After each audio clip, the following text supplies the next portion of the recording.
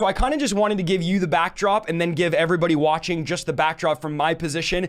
As you know, I've taught a pre-tribulation rapture as of recently. I've been watching your stuff and I'm rethinking. I'm saying, Lord, I want to be biblical, not right. I don't have an interest in being the guy that's right. Like I know it, nobody else knows it. I want to be integral to the scripture. And so I believe tonight, maybe this is weird. You probably said, I've never had a request where someone said, come on and prove me wrong. But I really do feel that tonight I want to humble myself. You're just, you've been studying this stuff longer than I've been alive. And I really believe that you have so much to bring to our audience, to this idea. And one thing I will say, Dr. Brown, while I was teaching through my book of Revelation that I did for about 2.5 months, this is one thing, Dr. Brown, I couldn't reconcile. I couldn't reconcile that there was a rapture before the tribulation, then there was a second coming. Because in my mind, I was thinking, even as I was teaching it, this is like 3 comings of Christ, right? There's like, Jesus comes as the Messiah, he dies, and then he comes in the rapture, and then he comes back again a 3rd time. So that was one struggle that I had when I was preaching pre-tribulation. I think that it's the general idea that most people preach. And for me, and I'll just be honest, I think what happens is we become echo chambers. So we preach pre-trib, and then, I watch a video of a guy preach it, and then I read a book about it, and then I start repeating it. But in my mind, there was some areas that I felt like I had to keep changing the narrative throughout the book of Revelation as I taught it to try to fit it into the pre-trib idea rather than say, let the text speak for itself. And so my heart is open. I'm just so honored to have you on tonight. I'm so excited to have you on tonight. I know people get stirred up about this. I want to be biblical, not be right all the time. And so I think everyone in the chat, everybody watching, the several thousand of you that are already on, I would challenge you to humble yourself, to come with the contrite spirit and just really be teachable. Dr. Brown, why do you think pre-tribulation is so popular in today's culture? And why are people so zealous to defend it? Again, I've preached this, but I'm not zealous to sit here and debate back and forth about something that's not found in the Bible, as you've said in your debates, in your book, and in your teachings. Is this a salvation issue? Why do you think it's such a popular doctrine in the church? It's definitely not a salvation issue for sure. And I have close friends that are pre-trib. We've worked together for decades. I have others that I preached for many, many, many times. And I don't even know where they stand on it. In other words, it's never come up. There are people I ministered with side by side for years, and the debate never came up. We preached the second coming. We live in readiness, but it never came up. So it's certainly not a salvation issue, and I'm not going to divide over it or even be divisive over it. As to why it's so popular, well, it's been popularized. In other words, beginning with the Schofield Reference Bible over 100 years ago, this was widely used, and people often think the notes in the Bible are just as inspired as the text in the Bible. Wow. So people thought, oh, that's what it means. And then Hal Lindsey's book, The Late Great Planet Earth, in the late 1960s became an international bestseller. And then the Left Behind series, the novel. And then it's been made into movies. So the whole thing, we're going to be, flying on the plane and suddenly the pilot's going to disappear and half the people, or you're going to be playing baseball and the pitch comes in and suddenly the batter disappears and 4 of the umpires. It's a dramatic thing that fits well in movies and sensationalism. So I'm not saying people believe it because they want to be sensational. I'm saying it's the kind of thing that's easily popularized. And because of these best-selling books and these popular movies, it's gotten out to the point that people think this is essential gospel. The fact is, there is no major church leader in history. Let me say it again. No major church leader in history who preached anything that can be called a pre-trib rapture prior to the mid-1800s. So that alone would just make you wonder, where did it come from then? And why is it that consistently, when you read the disciples of the apostles and their disciples, they're not infallible. I understand that. I do not hold to the authority of church tradition. But you have to wonder why all of them that talked about this were expecting to live through final tribulation, if it happened. And we're expecting to see an Antichrist, and we're expecting Jesus to come after those things. You have to wonder, how did they all get it so wrong if they were so close to the apostles and their disciples? So it does raise questions. I can say for me that I literally heard that before I clearly heard the gospel, because it was being taught a lot in the church where my friends started going, and they would bring it back and talk to me about it. And, wow, it's fascinating. I didn't know this and stuff from the book of Revelation. So I believe I heard that first, and then I heard the saving message of Jesus. So when I got saved, I just thought, this is it. this is the doctrine, this is what we believe. Wow, so you actually grew up hearing about a pre-tribulation rapture, and what you're saying is this is not something that dates back to early church history or even the Bible or even the Gospels. This is something that man has made. I think Left Behind is huge because, I'm 30 years old, but I grew up watching Left Behind, reading all the Left Behind kids books, and then hearing all the time in church that, at any moment, Jesus is going to return, that we have to be ready, which is a biblical reality in the sense that we should all be ready. And this is one thing I've always said. We might not be in the last days, but we're all in our last days. Yeah. So we're not saying tonight, and I think just to clarify, Dr. Brown, we're not saying not to be ready for Jesus. We're saying, hey, you could be in your last days. And the reality is nobody's promised tomorrow, that really any of us can go at any moment, right? I mean, we could breathe our last breath at any moment. Think of this.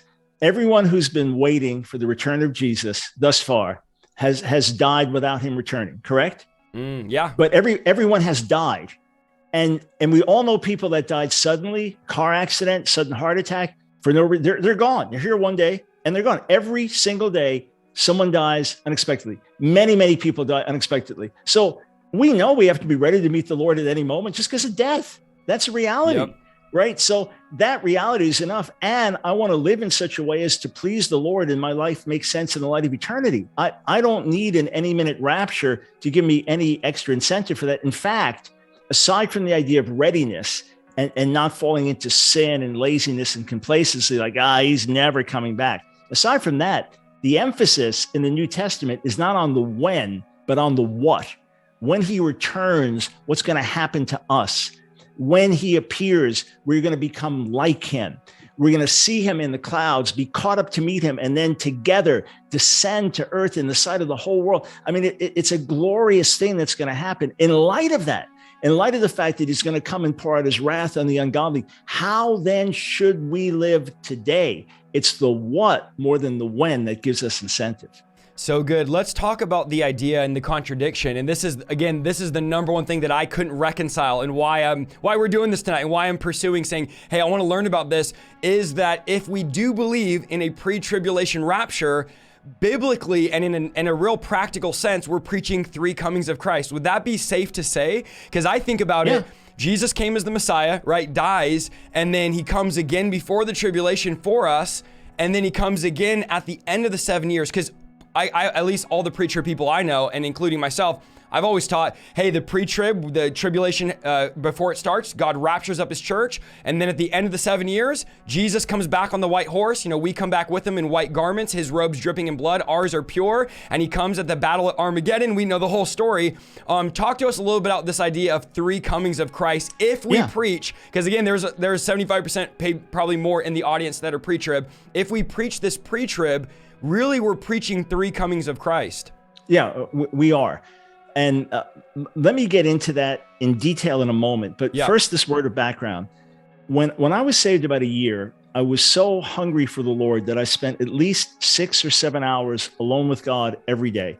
And I mean alone. There were no distractions then. You didn't have cell phones and PCs and tablets and social media and anything. I mean alone. 6 or 7 hours alone with God every day. 3 hours would be in the Word. I would read the Word 2 hours a day. I would memorize 20 verses a day. So by the time I was saved, about 2 years, I had read the Bible at that point, cover to cover, about 5 times. I'd probably memorized 4,000 verses. If you asked me why I believed anything I believed, I was like a machine gun. Here are all the verses why. A friend asked me once to explain to him the difference between the rapture and the second coming and to go through Matthew 24 with him. And as I did, I realized, I don't know much about this subject. That's odd because I know all this other stuff really well. So because I was sure it was right, I went out and got all the pre-trib books, and I just invite people, just don't get mad at me, but think about this. Come on, go ahead. Where did you get this doctrine from? Did you get it just, you never heard it? No one ever told you about it? Just studying the Word, you came to these conclusions, or was it taught to you? Was it explained to you? So I went out and got all the major books, J. Dwight Pentecost, Things to Come, several volumes by John Walvoord. I mean, books that had charts of what to expect and see, all of this stuff, okay? I got all the books. I mastered the doctrine. I preached it aggressively and, as a young guy, dogmatically, until someone gave me a book. I was saved maybe at this point 4 or 5 years. And it questioned whether this was taught in church history. And I thought, wait a second. Out of everything I believe, this is the only thing I didn't get straight from the Bible. I got reading other books. When I went back to just reading the Bible, it's like, of course, there's no pre-trib rapture. So let me explain that. Back to your question. Yeah. The Bible uses a number of different words to describe the Lord's return. The most common one is parousia, okay? For example, First Corinthians or First Thessalonians, the 4th chapter, it speaks of his coming, right? And that's when we're going to meet him in the air. Or First Corinthians, the 15th chapter, that it speaks of his coming for us. Okay, so that's the primary word that's used. The Greek word can mean coming in the sense of an arrival or actual presence. Someone's presence can be spoken of as parousia. Paul uses it a number of times, like 1 Corinthians 16, I rejoice at the coming of Stephanas and Fortunatus. Or he writes to the Philippians about his coming to them. It's an actual arrival. So I'm at the airport a lot, and they'll say flight so-and-so is approaching. Okay, it's close, but it hasn't arrived yet. It's arrived when it gets on the ground and gets to the gate. Now it has arrived. So that's how this is described. It's a well-known word in the ancient Greek world, all right? So it is a parousia. So my first question is, if Jesus comes and he stops somewhere above the earth, never touches the earth, right? Has he arrived? No. Can that be described as a parousia? No. Here's the other thing, that elsewhere, it says explicitly, like in Matthew 24, after the tribulation of those days is when the parousia takes place. Or 2 Thessalonians 2, that the Lord will destroy the Antichrist with his parousia, right? So here's the question. Is there a parousia before the tribulation and then a parousia after the tribulation? That would be a second coming and a third coming. That would be like saying, now first we have the coming, and then after 7 years we have the coming. It's completely confusing when you use the same words. Yet the words that Paul uses are words like arrival. The coming of the Lord is his arrival. And Jesus tells us it will be after the tribulation of those days. Paul tells us it is then when he comes publicly. Paul speaks of his appearing, of his revelation. We will all see him. Peter says with his coming is when he's going to come with destruction. That happens after the tribulation. And Paul says explicitly in 2 Thessalonians 1 that when he comes in fire and wrath for the ungodly, that's when we're going to be rescued. So it's very clear in Scripture that there's not a second coming and a third coming. Or think of it like this, a coming where he doesn't actually arrive. So it's an arrival where he doesn't arrive. It's an appearing where he's unseen. It's a revelation that's hidden. No. All the words that Paul uses are speaking of a public event after the final outpouring of wrath, after the shaking judgment. This is when these things happen. And as for us here on the earth, God has great keeping power. I've put my trust in him. Why should we fear what Jesus tells us to expect? John 16:33, in this world, you will have tribulation, but be encouraged, I've overcome the world. And what does Paul write in Romans 8:35, where he says, what can separate us from the love of Christ? What's the first thing on his list? Tribulation? No, never. Why are we so afraid of the tribulation?